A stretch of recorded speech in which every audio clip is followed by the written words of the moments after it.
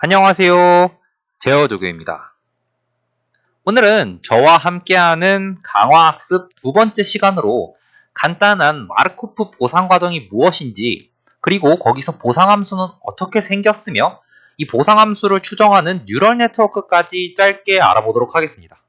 자, 먼저 마르코프, 강화학습이나 MPC, 모델 프리딕티브 컨트롤 등에서 많이 보이는 이름이죠. 딱 봐도 마르코프, 러시아 사람이죠. 여담이지만 러시아에는 왜 이렇게 수학 천재가 많을까요? 제가 이 사진을 준비해 봤는데요. 이 사람이 이제 이 마르코프 프로퍼티를 만든 안드레이 마르코프라는 사람인데요. 이 사람의 스승님 역시 유명하신 그 체비쇼프라는 수학가고, 그리고 또 이 체비쇼프의 또 다른 제자 중에 한 명이 바로 그 비선형 동력학계의 안정성 이론의 기초를 세운 알렉산드르 리아프노프입니다. 저희가 제 영상에도 있죠. 여기 보시면 이제 소개가 나갈 건데, 백스태핑 강의를 할 때 소개드린 리아프노프 함수, 리아프노프 안정도 증명의 리아프노프입니다. 제가 검색을 해보니까 둘이 나이 차이도 한 살밖에 차이가 안 나더라고요. 그러니까 어떻게 보면 이 체비쇼프 교수님 밑에 있던 둘이 같이 랩실 선후배라고 할 수 있죠. 이 랩실 선후배가 이렇게 제어에 큰 영향을 미치는 수학과입니다. 정말 치 이렇게 끝나는 사람들은 정말 대가가 많죠. 그 아까 말씀드렸다시피 백스태핑도 이제 빅터 코코토비치라는 세르비아 출신의 교수님께서 만든 기법입니다. 하여튼 정말 수학 강국이고, 이러한 그 훌륭한 지도 교수님과 동기들을 가진 이 마르코프가 이제 여담을 끝내고 어떤 거를 만들었는지 한번 보죠. 마르코프하다라는 것은 수식으로 표현하면 다음과 같습니다. 그러니까 미래의 상태를 예측하는 확률이거든요. P. 이 확률은 현재 스테이트를 내가 현재 스테이트를 알고 미래를 추정하는 거나 과거 스테이트를 다 알고 미래를 추정하는 확률이나 같다라는 겁니다. 즉, 미래의 상태는 과거와 무관하게 현재 상태만으로 결정된다라는 것이죠. 그래서 이거를 확률적으로 표현한 그 확률 P의 집합을 행렬로 만든 게 이 행렬 집합 상대천이 행렬이라고 하죠. 그게 이제 마르코프 프로세스가 되고요. 이 마르코프 프로세스가 어떠한 이 행렬 집합 상대천이에 따라 보상 함수를 만들어 놓은 것이 이제 그 마르코프 리워드 프로세스라는 겁니다. 추가된 부분이 이제 보상 함수고, 저희가 앞으로 주목해야 되는 부분도 보상 함수입니다. 이 저희가 하는 핵 액션에 대해서 이제 보상을 주는 거죠. 그럼 이 보상 함수는 어떻게 만들어져 있을까요? 그리고 이 제어 분야에서 보상 함수는 어떻게 구성이 되어 있을까요? 보시면 다음과 같습니다. 제어에서는 일반적으로 보상 함수를 다음과 같이 사용합니다. 미래의 보상값을 감세비와 곱해서 사용하게 되는데요.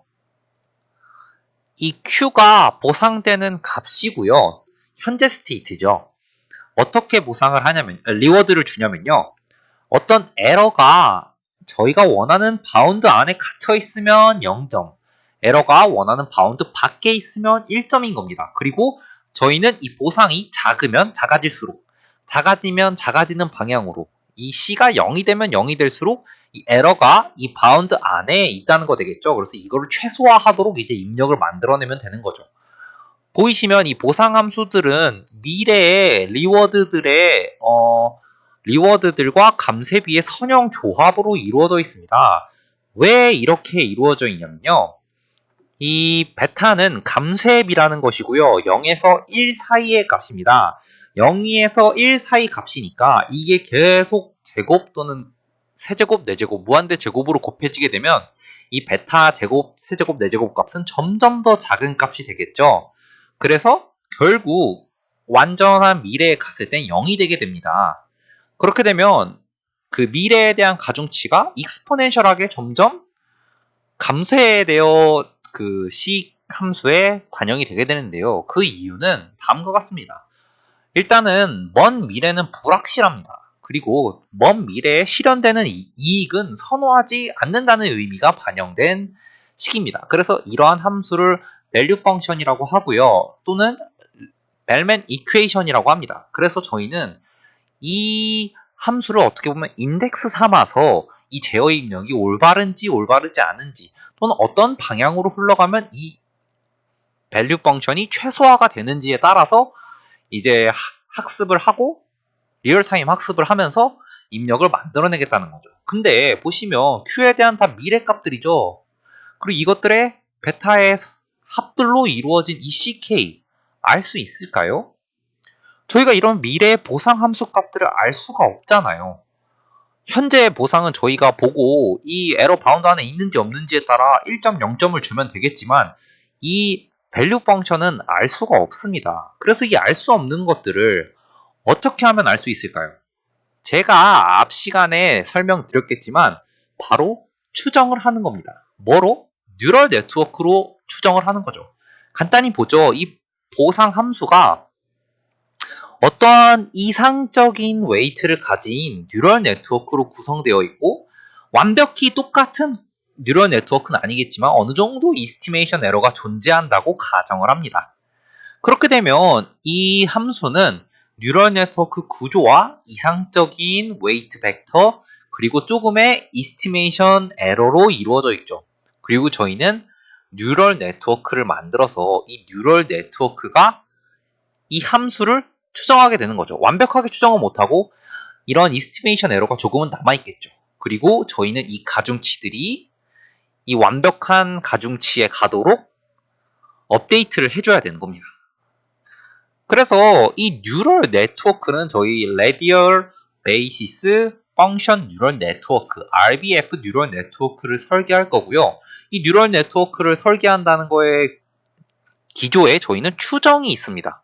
추정, 추종. 저희는 이제 저희 구독자분들은 다 어떻게 하시는지 아실 거예요. 여기 또 이제 영상이 뜰 텐데 추정, 추종 똑같습니다. 오차를 만들고 그 오차를 줄이도록 하면 되겠죠. 제가 왜 제어를 하면 강화학습을 할 때 유리하고 이해하기 쉽다고 하는지 좀 느낌이 오실 거예요.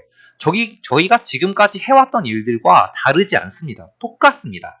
오차를 만들고 그 오차를 줄이는 방향으로 입력 또는 가중치를 생성하게 되면 되는 겁니다. 자, 보시면 이스티메이션 에러가 다음과 같이 정의되어 있는데요. 왜 다음과 같이 정의되어 있을까요? 이스티메이션 에러는 원래 실제 값에서 추정된 값을 뺀 거 아니었을까요? 근데 저희는 실제 값을 모릅니다. 저희는 실제 값을 모르기 때문에 간접적으로 실제 값과 추정된 값의 오차를 찾아내야 되는데요. 그게 바로 다음과 같이 형성된 모양입니다. 왜 다음과 같이 형성된 모양이 실제 값과 추정값의 오차인지 한번 계산을 해보도록 하겠습니다. 베타 곱하기 C 햇은요. C 햇은 추정된 밸류 펑션이고요. 추정된 밸류 펑션은 다음과 같이 이루어져 있는 것과 맞겠죠? 원래 밸류 펑션이 다음과 같이 이루어져 있으니까요. 그래서 여기에 K 플러스 K 값에 베타를 곱한 값을 쭉 나열합니다. 그리고 K-1, 여기 K-1이 되면 여기 K부터 시작하겠죠? K, 베타 K 플러스 1, 베타 K 플러스 2처럼 쭉 여기 나열합니다. 그렇게 하고 여기는 마이너스가 돼서 플러스 QK가 되겠죠. 그렇게 되면 이 친구들이 요렇게 캔슬, 요렇게 캔슬돼서 무한대까지 모두 캔슬이 되게 되고 결국 남은 항은 QK와 마이너스 Q 햇 K가 되는 거죠. 따라서 Q와 Q 햇의 차이. 그래서 저희는 이 두 개의 이 값을 실제로 모르지만 이 에러를 구할 수 있는 것입니다. 그러면 왜 처음부터 Q-Q 햇으로 두지 않고 이렇게 둔 걸까요? 하면 Q 값도 Q 햇 값도 저희가 모르기 때문입니다. 저희가 왜냐면 뉴럴 네트워크라고 가정을 했기 때문에 이 Q 값도 모르는 겁니다. 하지만 이 Q 값을 괌세비 곱하기 현재 값과 과거 값의 차이로 구해내는 거죠. 그래서 이 Q 값의 차이가 간접적으로 저희가 추정하고 싶은 이상적인 밸류 펑션과 추정하고 있는 뉴럴 네트워크의 차이, 이스티메이션 에러라고 보게 되는 거죠.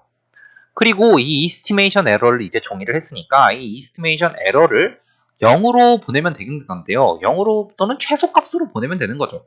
그래서 이 에러를 줄이는 방향으로 최소화하도록 가중치를 움직일 거고 그 방법으로 저희는 그레디언트 디센트라는 방법을 쓸 겁니다. 경사 하강법이라고 하죠. 이 경사하강법에 대해서는 제가 따로 영상을 만들려고 합니다.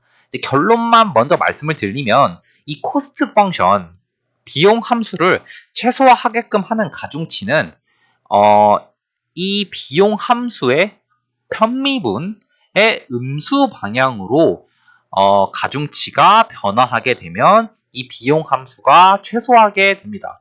물론 이 코스트 펑션을 잡고 그레디언트 디센트가 어떠한 최소점으로 글로벌 미니멈으로 수렴하기 위해서는 여러 가지 조건들이 있고 이 어떻게 보면 이 어답티브 로우기 때문에 이것도 그 PE 조건을 만족해야 된다는 것도 있고 또 로컬 미니멈에 빠질 수도 있지만 그런 구체적인 얘기는 다음에 한번 해보고 이러한 코스트 펑션을 잡아서 이 코스트 펑션의 가중치 편미분이 음수인 방향으로 흘러가면 이 가중치가 이 코스트 펑션을 최소화하는 방향으로 움직인다라고만 간단하게 알고 있으면 됩니다.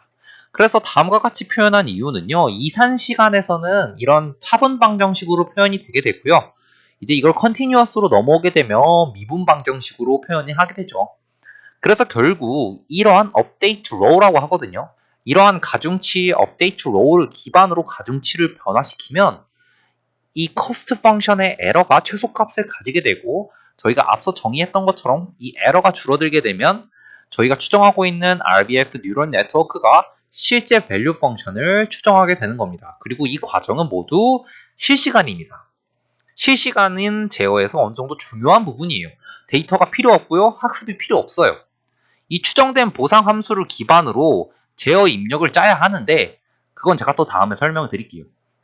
자, 보시면 이 편미분이 다음과 같이 구성이 되어 있습니다. 이 보상 함수를 가중치로 편미분을 해야 되는데요. 바로 직접적으로 가중치로 편미분을 할 수 없기 때문에 다음과 같은 과정을 걸칩니다. 체인 룰이라고 하시죠. 체인 룰 배우셨을 거예요. 그래서 체인 룰을 이용을 하면 요렇게 캔슬되고 요렇게 캔슬돼서 결국은 요것만 남아서 같은 의미죠. 그래서 이 코스트 펑션을 에러에 대해서 편미분하면 에러 C가 하나 나오고요.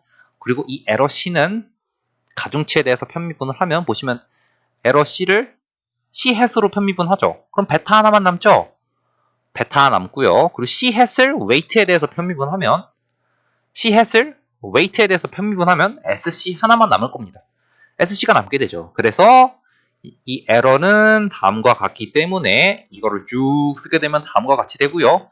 요거를 여기에 다시 넣어서 학습을 시키면 어떻게 보면 학습보다는 그 업데이트를 시키면 가중치를 업데이트를 시키면 결국 이 코스트 펑션이 최소화하는 방향으로 움직일 테니까 뉴럴 네트워크가 리턴 펑션, 벨맨 이퀘이션, 밸류 펑션을 추정하게 되는 겁니다.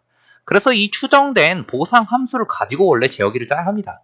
근데 이 제어기는 또 액션 뉴럴 네트워크라고 이러한 보상 함수를 아는 것을 크리틱 뉴럴 네트워크라고 하는데 이 액션 뉴럴 네트워크에 대해서는 이제 어답티브 뉴럴 네트워크 컨트롤이라는 것을 먼저 알아야 되기 때문에 이 뉴럴 네트워크 컨트롤이 어떻게 되는지 제가 한번 따로 영상을 만들어 드려야 할 것 같습니다.